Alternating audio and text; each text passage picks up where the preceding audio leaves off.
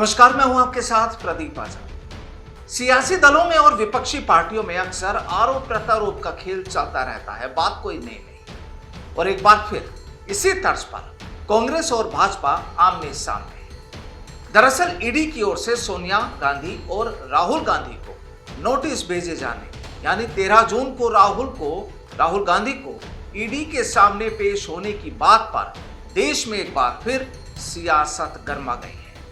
लेकिन अब इसके अलावा एक और सियासी बिसात बिछना शुरू हो चुकी है। इस मुद्दे पर भी चर्चा होगी, बात होगी।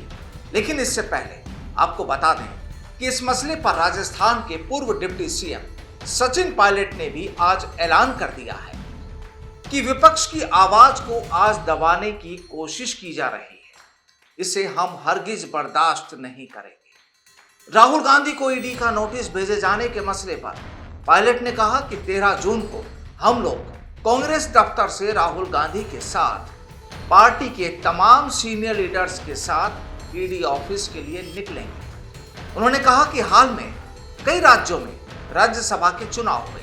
राजस्थान में हमारे तीनों उम्मीदवार जीते हैं। जो नतीजे आए वो कहीं ना कहीं कांग्रेस के लिए संतोषजनक है। उन्होंने कहा कि राहुल गांधी और सोनिया गांधी को भेजी गई नोटिस विशुद्ध रूप से राजनीतिक हथकंडा है।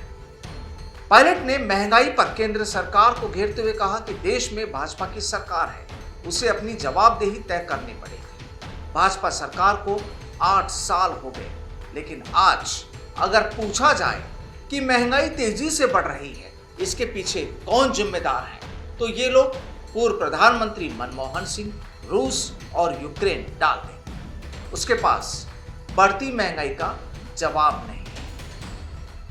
अब पायलट कहते हैं कि पिछले 7-8 सालों में कोई ऐसी एजेंसी नहीं है जिसका दुरुपयोग ना हुआ।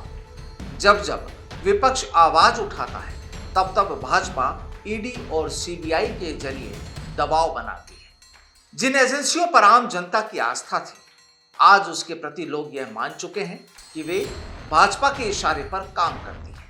अगर किसी के खिलाफ इंटेलिजेंस एजेंसियों की जांच चल रही होती है और वह भाजपा में चला जाता है तो उस पर गंगा जल छिड़क कर पवित्र कर दिया जाता है। ये तमाम जो बयान है सचिन पायलट ने आज लखनऊ में कहे। अब खबरें ये भी हैं कि 13 तारीख यानी कल कांग्रेस के इस विरोध मामले में, जो विरोध प्रदर्शन कांग्रेस का है, इस मामले में शामिल होने के लिए सूबे के मुखिया यानी राजस्थान के सीएम अशोक गहलोत और पीसीसी चीफ गोविंद सिंह डोटासरा भी दिल्ली जाएंगे या जा सकते हैं, ऐसी खबरें हैं। और वो भी कांग्रेस के इस विरोध प्रदर्शन में शामिल हो। यानी यहां एक बार फिर यह संदेशा दिया जा रहा है कि अब राजस्थान में सब कुछ आल इज वेल है।